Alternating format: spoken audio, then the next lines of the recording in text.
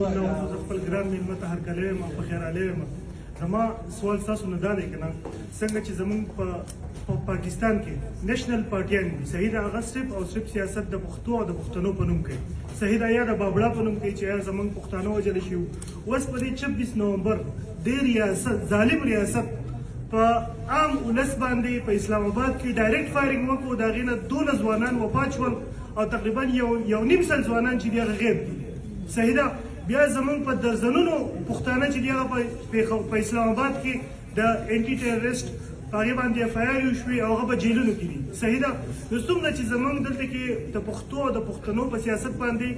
په دپاره یا د هغو په نوم باندې سیاست کوي آیا دغې پارټیانو د دې مذمت کړی دی؟ دا کومه واقعه چې وه ډایرکټ په داسې مطلب په عام خلکو باندې ډایرکټ فایرینګ کول دا د بابړې د واقعې نه څه کومه واقعه نه وه. تاسو ووایئ چې کوم د زموږ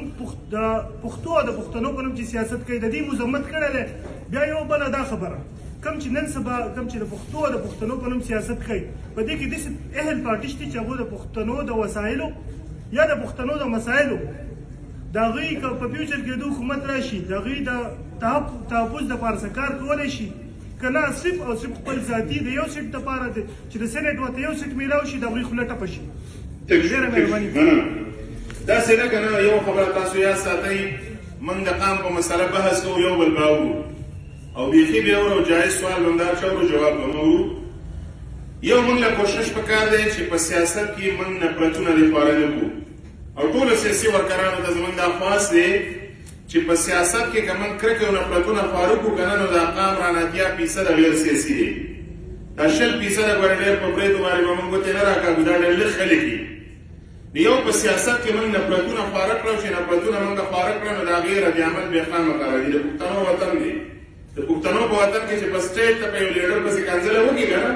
نو لکه دغه لیډر هم فالوور شته دی. بیا سیاست پاتې شي موږ بیا پښتو له راشو او پښتو بیا موږ د جنګ نوم ګرځولی حالانکې پښتو کې ننوات یم شروروري هم شته. دویمه خبره ده واضحه خبره به لږ وکړو ملګري ونه کړه خو کیدای شي د پاکستان تحریک انصاف سره د تعلق یې زموږ ورور دی بیخي زموږ ورور دی. پاکستان تحریک انصاف کې څومره پښتانه دا زموږ ورونه دي. خو یو خبره به کوو که نه د قامي کاس سره به ودرېدلي ګورئ دا واورئ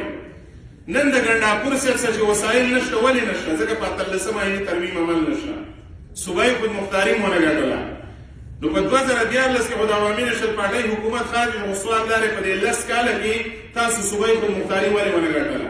18 آییني ترمیم ولې ونه ګټله. پرویز خټک صاحب چې موږ به څه ویل الله زموږ د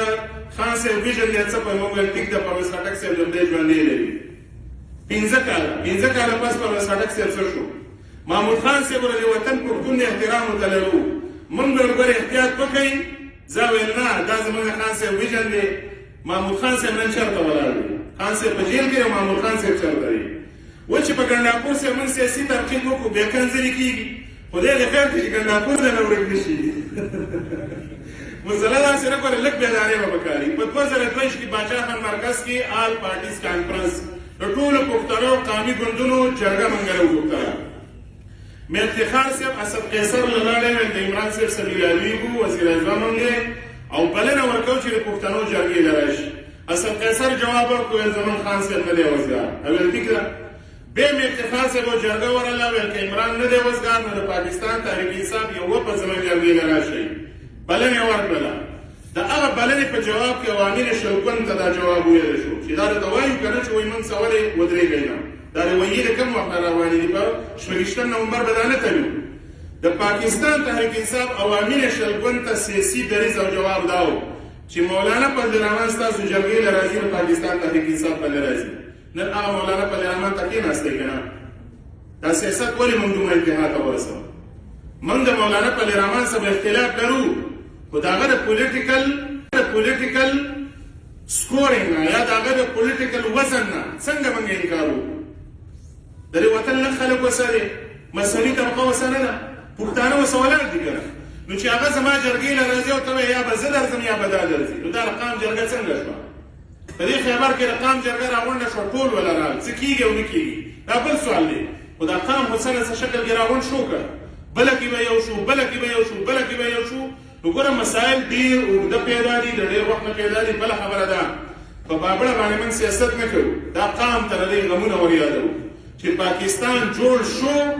کال لا نه دی پوره په 12 اګست باندې زموږ 602 سیاسي کارکنان نیغ په هغه په ډزو ول ته بل په 28 نومبر وژلي موږ یې اتیا کاله مخکې وژلي او 600 وژلي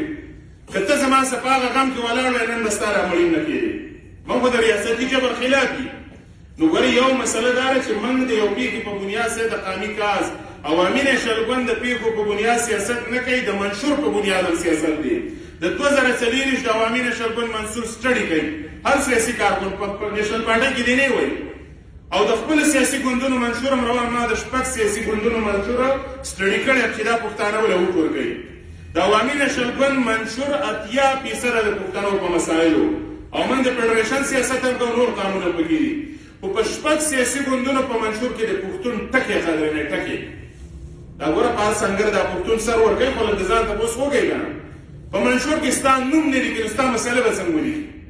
پر ټول پاکستان کې پاکستان تحریک انصاف له په دې صوبه کې موږ ورکړ کړی کنه خو زما مسله زما د تجارت لارې ولې باندې د سواد د سیندونو رایلټي دا ولې نه میلاویږي ماته د پښتونخوا د تیل او ګیس رایلټي ولې نه میلاویږي ماته زما احتجاج خو دې لپاره پکار دی به جلسه ضروره په پنجاب کې جلسه په پنجاب کې عمر پینډي یو سیرن پالیټیشن اوریدو اول پठान भाई आएंगे हम तब निकलेंगे دا پठान भाई به کشمیر لمزي دا به فلسطین لمزي دا به لاهور لمزي ګوره له خپلې مسلې د ځان راګرځول پکار دي د پاکستان د تحریک انصاف درونو څخه ریاستي جبر کېږي موږ یې وړاندنه کوو چې کله د بندیز خبره وه نو باضابطه زموږ اپیشل خارج پاکستان تحریک انصاف د بندیز موږ خلاف دي من د دې دریځ ته ځکه موږ باندې لګول شوی نېشنل عوامي پارټي په 1915 کې زموږ دا بیان کړی شوی ده تاسو خو لا اوس هم پکې مزل کوئ من د دې سیاسي پولیټیکل انجینیرینګ په ضد باندې هر وخت ولاړ دي وګوره چې پښتانه د ډېر ولاړ دي نو دا پښتانه په سمه لار روان کوي چې په پنجاب کې جلسه د پنجابي ولې نه راځي سوال دا دی د پینډۍ او د لاهور پنجابي ولې نه راځي 6,000 خلک د 28 نومبر نه پس نیولې شوي دي 15,000 کې پښتانه دي تاسو د هغې د کورونو نه خبرې وو تاسو د هغې د ماشومانو نه بیا خبرې وو دا خو دا قام موږ ګوره موږ په بدامنۍ کې هم دا قام تباه کړو په سیاست کې موږ تباه کوو زموږ سوچ دا دی چې په دې صوبه کې د پي ټي آی منډیټ دی زما به رسه اختلاف ستا پروګرام به په ما بد لګي خو دا صوبه آباده کړه دا صوبه خوشحاله کړه د امن دپاره کردار ادا کړه د وسایلو دپاره ادا کړه پاکستان تحریک انصاف دې کریډټ وایي سلام به ورته وکړو یا نن هم تاسو د سیول سوپریمسي څه ورغلي اوس هم نن هم د پاکستان تحریک انصاف دا دریځ نه دی چې پارلمان آزاد کړه جمهوریت آزاد کړه که نه ونه ایکشن ان ایډ اف سیول پاور ریګولیشن